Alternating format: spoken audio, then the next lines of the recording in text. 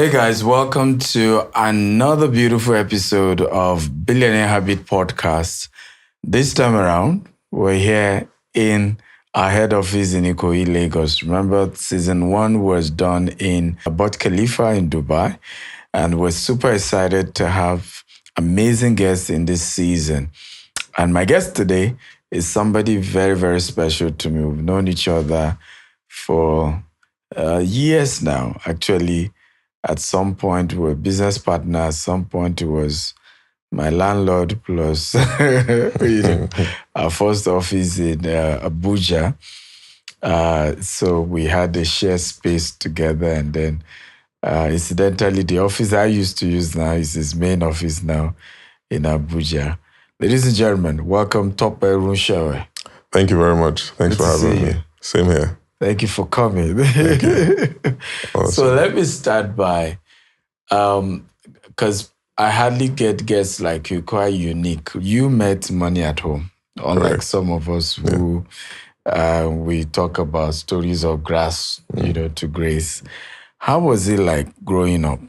Because you're one of those that I know is very hungry. If people don't know that, you are from a wealthy home, they'll probably think you struggle, so that made you to be hungry for success. But your hunger is exceptional. So, first of all, how was it like growing up, from a home that was doing well? Right. And then where did the passion for wealth come from? Thank you, Dr. Steve, for having me on the show today. So, how was it growing up? First of all, I wasn't from a wealthy home, Okay. but not from, what you call at that time middle class family, Okay. right? So what it was like growing up, I think a lot of what gives me drive, I believe, was from my father's example. Okay. My dad has always been a businessman. Okay. And so from when I was little, I see him travel on Monday, come back home on Saturday or on Sunday and be gone again on Monday. Yeah. And I remember an occasion, one of the early places we lived in Ibadan.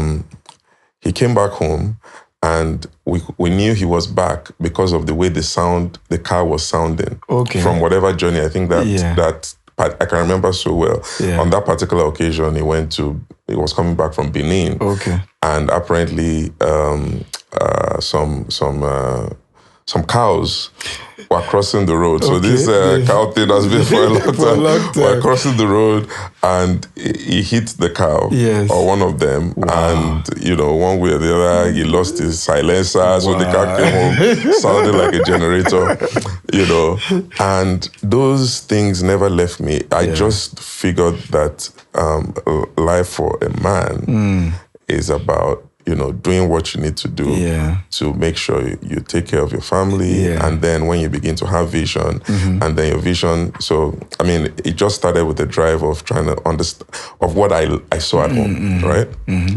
But later I grew into other things, which I'm sure in the course of our conversation will come to that. But that was how I was growing up.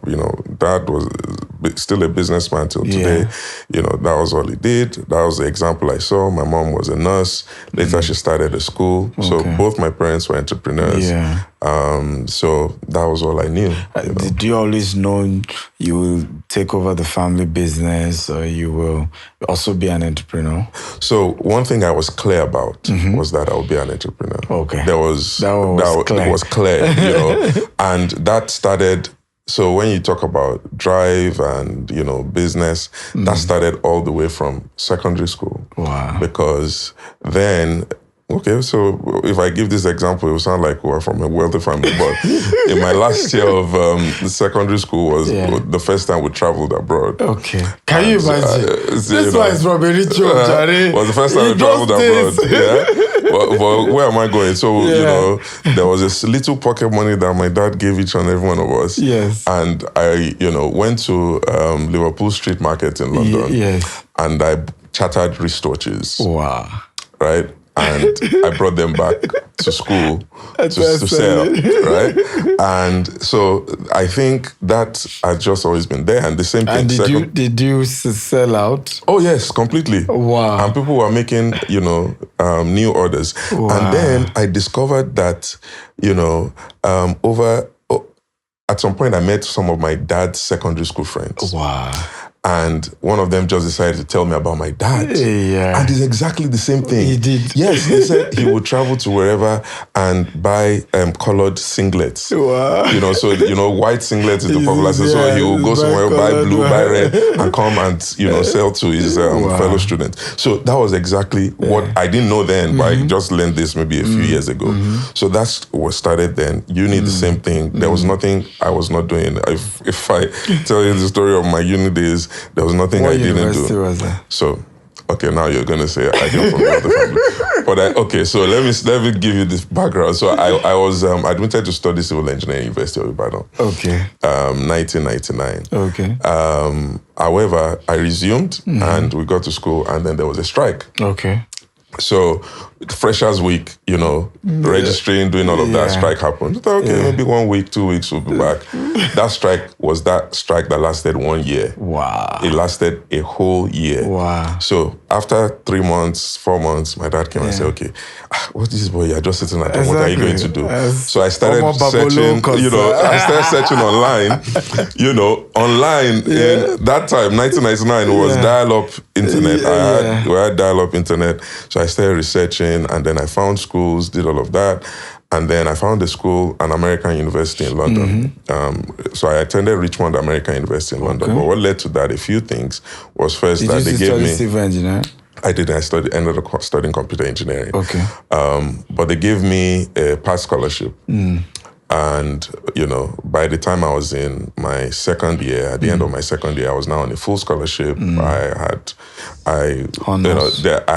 were many things. So by the time from my third year till the end, I was paying zero fees. Wow. My accommodation was covered. I did many other things that but we'll talk about but that. But even if you didn't get scholarship, Popsy could pay. Well, you see, these are the things that, you find out about later. Yes. Only recently, when I was talking to my dad and we're just gisting, and he was telling me that, do I know that there were those times that he took loans from the bank to support whatever looked like half of the, that because it will be time for fees, there will not be enough, and they are sent this of entrepreneurship. They will just look for, the money from anywhere, take it here, just to make sure that, fees were paid on time. So when you say rich people, billionaires, millionaires, are actually the poorest people in terms of the fact that most times it's people's money or it's loan or something. You see, this is very interesting because I was just telling a friend a week ago, we went somewhere and we needed to pay for something and the person's had a card and the POS machine was not working. And for some reason, the app also was not working. Yeah. So, the person said, okay, help me pay, I would send you the money later. It was 2 million naira. Yeah. I said, I don't have 5,000 right now. I said, but tomorrow I might have 1 billion. So this is, if you're an entrepreneur, if you're an entrepreneur, there could be a day that there is 1 million, there could be a day that there's 2 billion, there could be another day that 10,000, like now, after paying salaries last week, you start wondering what's going on, So I think as an entrepreneur, a business person, you must come to terms with the fact that, money moves. That's why they call it currency. Exactly. It must keep on moving. Yeah. You just want to position yourself so that there's more coming to you than going out of you, and that's the balance that every entrepreneur is constantly trying to, achieve. And the thing as well is that as a naturally driven person, when you conquer a particular level, you just know that you are moving on to the next. Yeah. That is just where my life is that my wife was asking me the other day, this man, when are you going to rest? You say, the target is this. When by the time we meet that target, you have already created another one. And you are just constantly, what is it? Just relax. And I just cannot get myself to stop. It is, I've tried to figure out what it is. I cannot. Part of it is nature, part of it will be nurture, part of it is learned, part of it, you grow through mentorship. You have tough mentors. Oh yeah, I have mentors I cannot afford to mess up in any way. Apart from the fact that I put myself under pressure naturally, there are also people that I look up to who are expectant of minimum requirements from me. And then there are people that look up to me as well. Yeah, that's true. There was a time one of my mentors said, Tope, you need to realize that if you fail or you give up, it's going to affect a lot of people because there are people who are looking up to you directly or indirectly. You don't even know them. Very true. Right? That if the day you say you are packed up, they're like, if Tope I say is not doing it again, that means this thing is done. So it puts a lot of interesting pressure on you. And then you get to a point that, and I've gotten to that point that it's no more about me. Yeah, it's not. It's not about. I told my team the other day. I said it's not about me anymore. Yeah. If it's just me, we're good. That's fine. We're good. But there was a season where things were so tough. There was a particular project. Things were going. Everything was going the wrong way. Yeah. And I remembered I prayed a prayer. I said, God, at this point, this thing is no more about me. Yeah. But you have put all these people under my employment, directly or indirectly. If this thing doesn't go according to plan, either you give me a new one to send these people to, or you sort this matter out. And the matter was resolved on its own. Wow. Because that prayer was not about me. Yeah. That prayer was like, there are 100 plus people who are taking their daily, monthly living from this thing that we're doing. If you say I should pack it up, I'll pack it up, but just find a place for me to pack. I can't send them home. What are they going to do? I can't send them home. And for about 5 months when that, that storm was going on, I didn't send anybody home. We were paying people's salaries. And God came through because of that commitment that this thing has gone beyond me now. It's now about lives that directly, their families, people have children going to school, So I think when you take on this, it's a responsibility. It takes you to a particular realm that is not about yourself. I don't think selfish people can do this for very long. And I agree. For those of you who may not know, Tope Runsewe, he's into construction. He's this MDC of Dutum. Dutum is behind Art Hotel. Yeah. They did that Art Hotel Lagos, Purple Mall. Yeah. If you're in Abuja, you've seen pedestrian bridges. Some of them sponsored, I think, by World Bank. World Bank, yeah. They are behind it. In fact, arguably, they're one of the biggest indigenous, locally African-owned, Nigerian-owned development company when it comes to construction. Right. But which has been the biggest, in terms of challenges, project for you? Which was the most difficult construction project you handled? It will be those pedestrian bridges you mentioned. Really? Yeah. I thought it was the Art Hotel because I saw you struggle with that one. So you see, the reason why I mentioned that is because it moves you to a different level. So from that place, it started getting easier. Okay. Right? It was complex because of the kind of design, as you mentioned, these were World Bank funded projects. Some particular ones amongst them had disabled access. You had ramps that allow for wheelchair people. All of that. Wow. It was very, very complex. I remember, and part of why it was also complex is how we got the project. Okay. Right. Yeah. Where I had moved when I completed my degree, worked a bit in the UK, and I moved to Nigeria. And when I did, the only thing I decided to do was just focus on growing this business, right? So I moved, and I thought, okay, where am I going to live? And then I just chose Abuja, right? My parents live in Ibadan. The closest thing was Lagos, but for some reason, I visited Abuja. You don't want to be too close to Pops. I visited Abuja. I love the roads, infrastructure. It was peaceful. I said, okay, if Abuja is where I'm coming to. Yes. So we came to Abuja, and I was trying to get work. Yeah. This was 2009. And everywhere you go for our type of work, the only person anybody in Abuja then wanted to listen to, if you are not Julius Berger, they wanted to hear some foreign company, right? And we struggled. We could not get. But didn't your dad name and how far it's grown the company help? No. At that point, that 2009 was the first time we were getting a federal project. Oh. That particular year, right? So yes, there was some history, but it was, with state governments and, mostly in the Southwest, because that's where my dad was. He was Ibadan, Oshun, those kind of places. So federal was, our first sojourn there, So we started looking for work, and I was physically in Abuja, but we could not get any project to do in Abuja. Wow. We bidded, we just were not getting it. So a friend of mine told me, look, there are some projects being funded by a World Bank program. And the thing about World Bank is if you qualify, that's technically, once you are the lowest bidder, you will get it.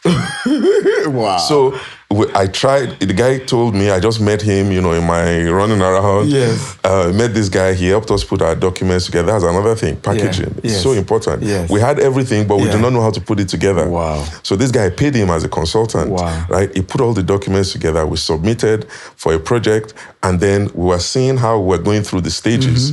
And we got to the last stage. We had qualified How technically. Much was it? So this particular project I'm talking about was not the one we won, but it led to the bridge. Main one. Yeah. So we put in for it. I think it was around 600 million at the time. But we were not the lowest. But we were at the last stage. And I saw that we didn't win because we were not the lowest. So we had gone through the process, technical qualification. They knocked out some people. We were left with like 5. They knocked out some people. Then we were left with 3. And then out of those 3, they gave it to the lowest person. I was like, okay. So now I learned. So the next time they advertised, I didn't need any advice. I just jumped on it. And then they advertised for 4 pedestrian bridges. Wow. Right? No, 6 actually. 6 pedestrian bridges. And then we put in for 3. And my guys brought the documents to me. I knew that we would meet the technical because we had already done it before. So I said, the only thing left here now is the bill. And they said, I said, what's the markup people put? They said 25%. I said, go and remove 20. Wow. Yes. I said, go and remove 20. They said, okay, this is risky. It's going to be at a lot. I said, go and remove 20. Wow. This is where leadership as an entrepreneur comes in. It's not every time that your people understand what it is you're doing. I knew exactly what we were doing. I said, go and remove 20%. Wow. They said, it's risky. I said, I don't care. Do it. Wow. They did. And guess what? You won. The process went. We came out. We were the lowest. 3 bridges. Wow. Now, how much was this? This was 100, 120, 150, thereabout, depending on the size at the time.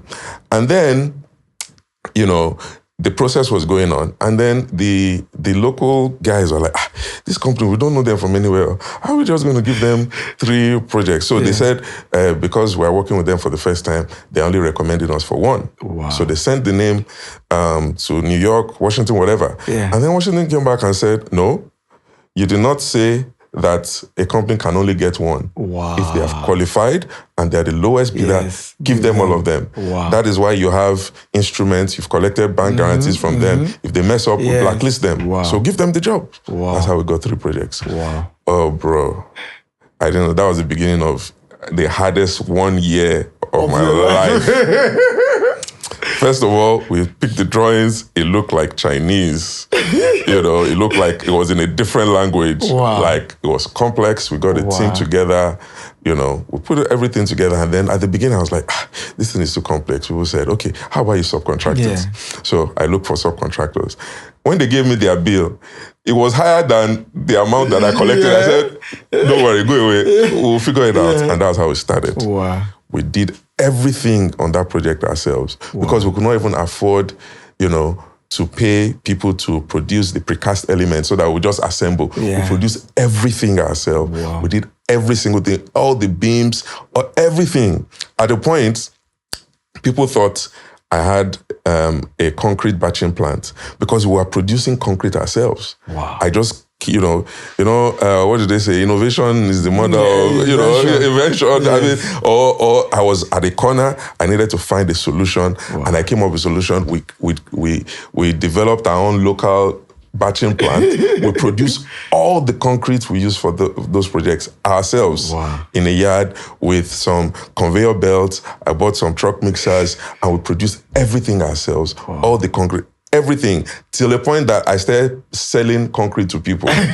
Because people thought, this guy I did not have a batching plant. We produced everything ourselves, and, we got it done. There was a day, the project was so difficult. There was a day, it was during rainy season. I can never forget.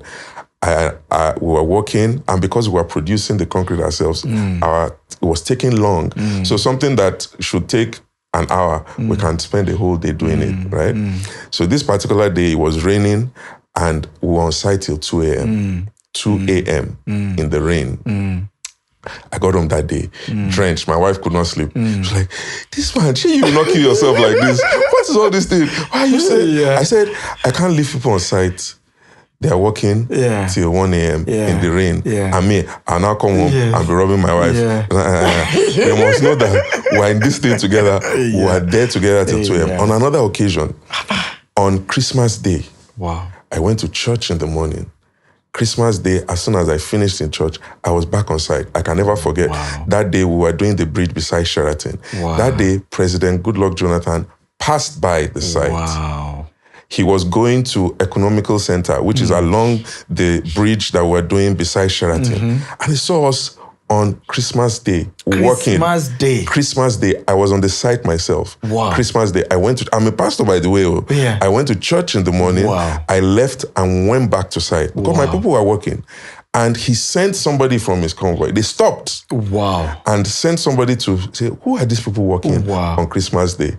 I can never forget. I gave the aide my telephone number. He collected my number. He said the president is impressed. But the story of that bridge and what that bridge has done, those bridges has done for us, I cannot finish telling it today. That bridge, those bridges, we lost money on it. But anytime anybody in Abuja, I give them my company. Is it not you that did those bridge? 8 years later, that bridge gave birth to a jetty project in Lagos. Because while we were working, I did not know at the time that, people that lodged in Sheraton Hotel, they were looking at the work we were doing. So this project was 2012, 2013. 2019, we bid for a project in a federal parastatal in Lagos. We bid again, we were in the process, we won the project. I didn't know how we won the project. But when the project started, we were struggling, funds, everything. And then one of the senior men in the project called me.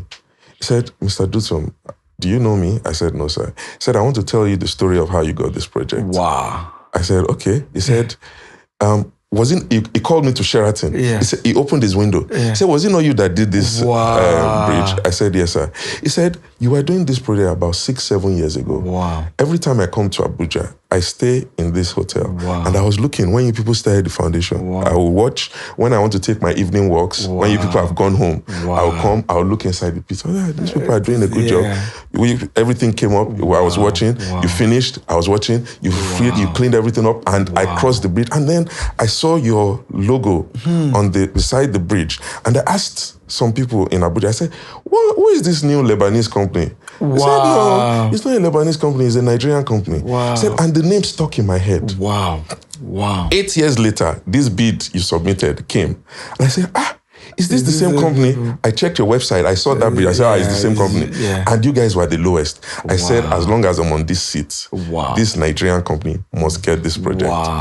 When I came to Abuja to defend the project, everybody on the panel said, how can you give it to a Nigerian company? Jetty. You want to give Jetty to a Nigerian company? They will mess you up. You have Chinese there. Give it to them.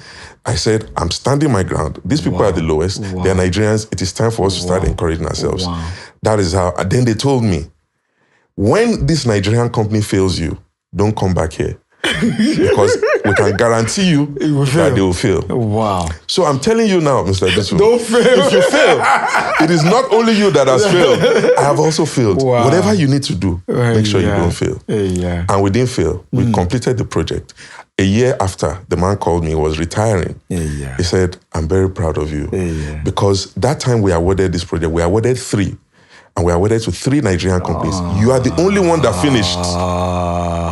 All the others have been abandoned. You are the only one that finished. I'm proud of you. I'm retiring, but I'll never forget you. Wow.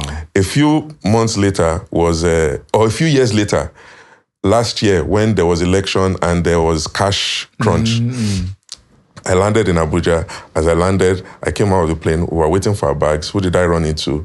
This man. I said, engineer, good to see you. We were talking. I said, where are you going? He said, he's going to go and vote in his village. He's from Niger State. Yeah. I said, he's going to go and vote. I said, sir, what can I need to do something. I said, are you having any cash, whatever? He said, yeah. All the cash I had on me that day. I said, cash was like king. It wasn't much. At the time, I think it was like 100,000. I said, sir, the man, Nigerian people will say, Nigerian factor. Yeah. This man did not collect a dime from me. He never demanded a penny. He did the work. Anytime we had issues, he would call, he would fight for us. We finished the work. I will never forget that man. Wow. But what I'm telling you, that bridge that I suffered on, that I told my people, go and cut 20%. Yes. By the way, we left the project, we left with losses that I took several years to pay back the losses. Wow. But what it has done, the result that this one I'm talking about was 8 years later. Wow. I didn't know the person, anybody was watching. Wow. So when you are suffering in silence, just know that the universe is recording it. The time of reward, the ones you will know of, God just wanted me to know that thing that I did, this some reward. But there are others that I never would see. That people just say, he told them, if these people can do this bridge, there's nothing wrong with jetty. They can do jetty. At that time, my brother, we had never done jetty before. Wow. We had done bridge, but jetty. But not jetty. The jetty was on the water directly. Wow. To pile the jetty, it was floating barge we used. Jesus. We had never done anything like that before. In fact, when my dad found out that we had won the tender, I said, what are you looking for in the midst of, have you done jetty before? I said that is engineering. Engineering principles are the same. Wow. If the principles we applied in doing bridge, we'll apply it here again and we'll get it done. Wow. And we did. Wow. They say favor, works in favor of the courageous. If you're not courageous, especially in Nigeria, bros, you suffer. You suffer. You are not courageous, you suffer. The things that I've done, the things that I've tried, the places that I've done in Africa, African countries, just say I wake up and head to Senegal, say we want to do business there. We have not gotten the business, but we're registered now. We're registered in Benin Republic. Wow. We've gone to Kenya to go and say, I don't know Kenyans, I don't know Senegalese people, but we will go there and we'll get it done. My next question will be, I remember, by the way, you guys have always heard me share about one of my first billionaire friends, right? I invited to my house. It was January. And I remember, if I mentioned January, in my mind, I always say bad month. I say, good news. We got this project. Can you call? Yes. And then this alert, 400 million. Can you call? Hey, I say, by the grace of God, there are some good things coming up. But one thing I never shared was that he came to my house that day taking Uber. I remember asking him, I said, Uber. What happened? And you said something one of your mentors said to you, functionality before luxury. How big was the company your dad started? Was he already doing billions in turnover before you took over? And what were the unique things you brought? I know this, but how were you able to, because today your dad is so proud of you and several other people. How were you able to channel your own path where today, I mean, it's not that what my daddy gave me, you had built an empire that even your dad is like, oh, God. Absolutely. at the beginning it was tough. Yeah. And I had to... Well, how big would what you met? Okay, what we met. My dad did a lot of work. Yeah. But for context, where we are now, in 15 years of me doing this, is not less than 20 times. Wow. What you met? Maybe close to 30 times. Wow. What I met when, I came. Because I took it as I was starting a fresh company. Okay. Right? Should others take it that way? You see, everybody's... I have a strong passion for family business, which is a conversation that we can have at another time. And that's where I'm going with because there were times that I wanted to go and start my own thing. For many reasons. First of all, there's a natural leadership drive in me that feels like I have to own my own. There's a pride that comes with it. Why do I have to do my... I can do my own. I can do my own. Yes. Then there was also, of course, always clash between, old generation, young generation. And there will be times that you just be like, look, this, I can't do this. Look, I left... I was working, I had a job at JP Morgan in the UK. When I resigned, I was not sacked. Wow. I was just promoted the time when I dropped my resignation from the UK and said, I'm coming to Nigeria. Wow. So when things were going some type of way, I'll tell my dad, I said, look, I'm not, you trained me well. I can stand on my own. Yes. I'm doing very well. I was doing very well before I came. So if you want me to do this thing the way I want, you've got to give me some, Wow. And it was tough. It was. I reported him to people. I said, you need to talk to your friend. Otherwise, I'm going to leave him alone. And fine, I'm going to go and be doing my own thing. I'll go back to JP Morgan. JP Morgan had sailed. I was not going to go back there. But I'll start my own thing. Yeah. And he just, gradually. But at what point did he finally hands off that, this guy don't prove himself? So it took a long time. And it took me taking certain decisions. Yeah. One of them, which many people might not be comfortable with, which cost me a lot, was after a few years of arguing, I realized that he who pays the piper dictates the tune. So I said, look, we're trying to, do all of these things. I said, you know what? Don't pay me anymore. Wow. No more salary from the company. Wow. And not only that, all the engagements that I'm doing in trying to drive and grow the business, any employment I do, any office I rent, anything I do, I'm responsible. I said, we would eat what we kill. Yes. Hey, I like if I don't kill anything, I'll go hungry. Wow. And at this time, I'm a family man. Yes. I had a wife and children. Yes. So it was a very, very difficult decision. Wow. But that was the beginning of where we are now. Wow. Because one, that made me wake up that nothing, no safety net. Yes. No safety net. Wow. Bro, I tell you, that sometimes around the time when you were with us, there was a time I couldn't pay salaries for 3 months, 4 months, 6 months. Jesus.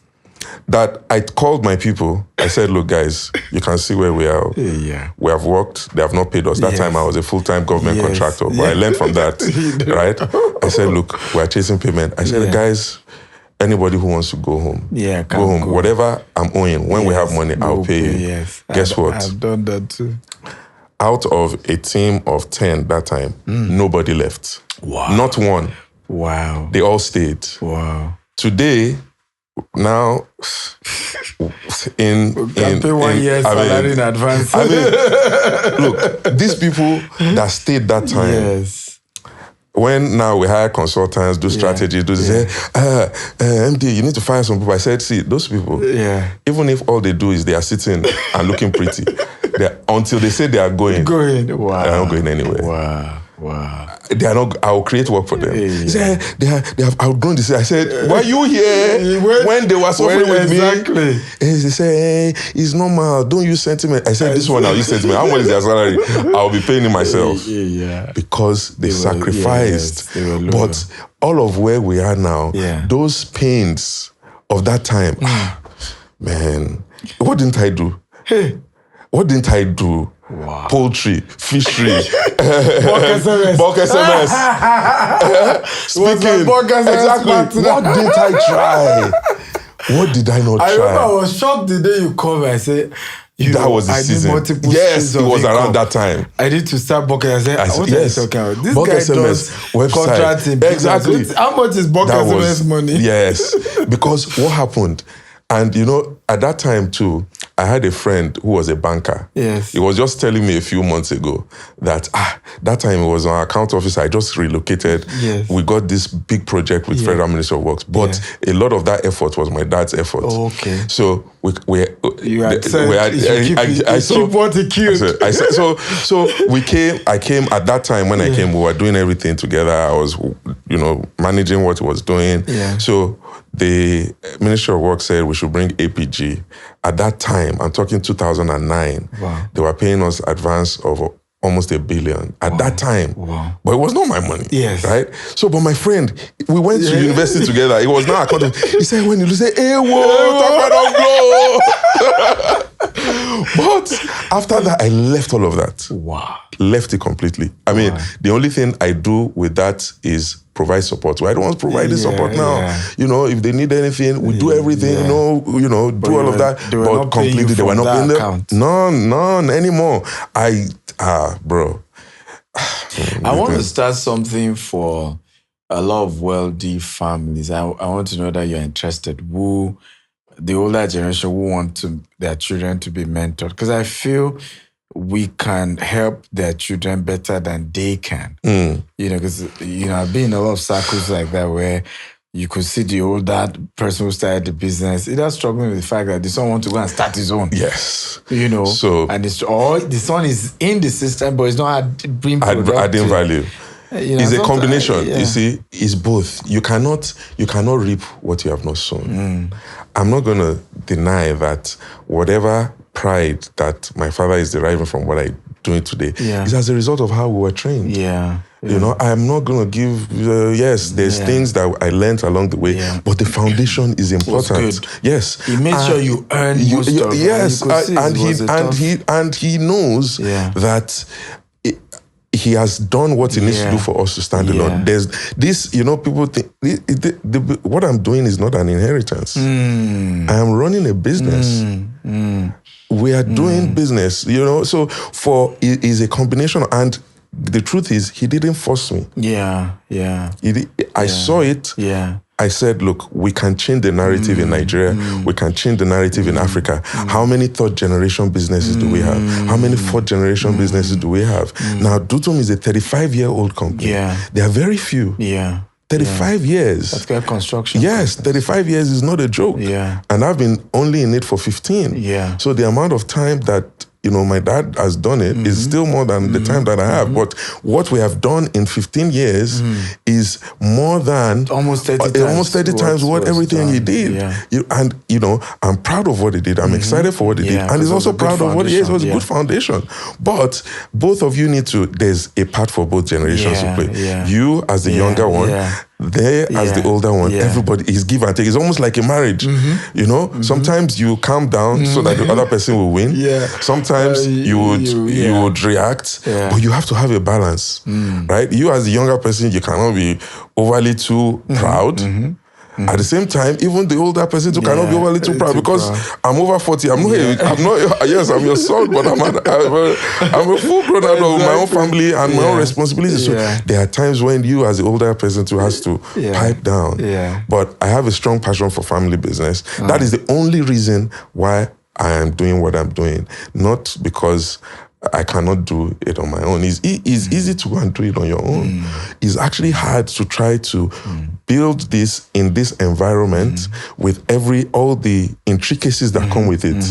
It's not as easy as it looks. Trust me. I agree. My final question will be, why is it important as a wealthy person to stay humble?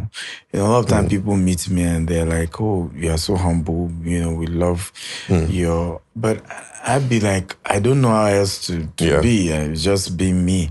And I can be tough as well. I'm not an easy person. But why is it important for people not to allow money to get into their head? There are two things for me. Two very important things that drive that. Apart from the fact that I met it at home, right? And people around me are like that. That's one.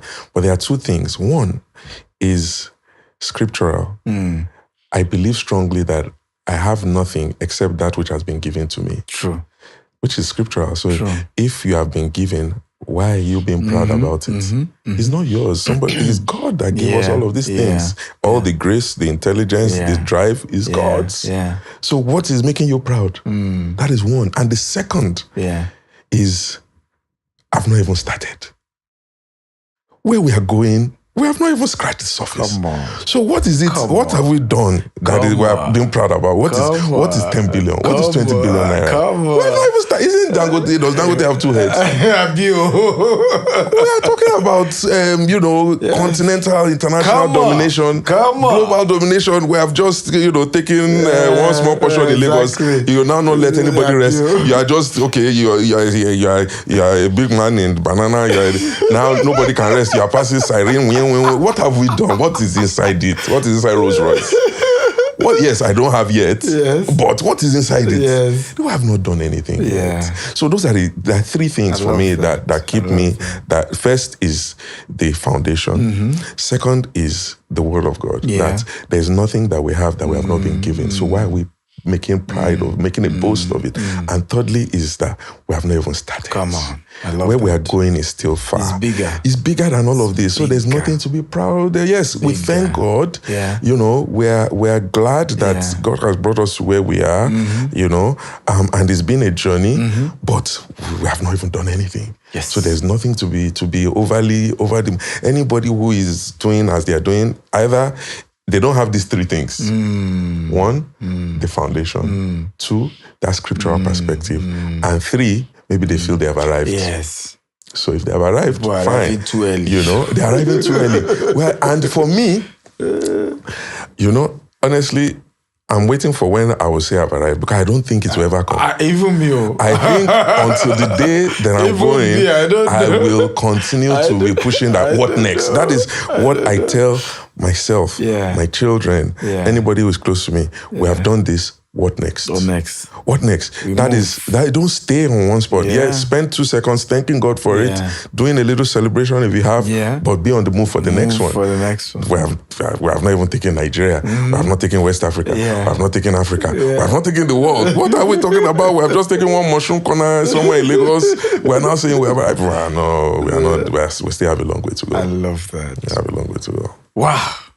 I wish we can continue, but we have to end. It's a pleasure. Thank you so much. Ladies and gentlemen, that's the end of another beautiful episode of Billionaire Habits with me, Stephen Akintayo. This is the Ikoyi episode in our headquarters here in Lagos, Nigeria. We love you. Have a wonderful day. Bye-bye.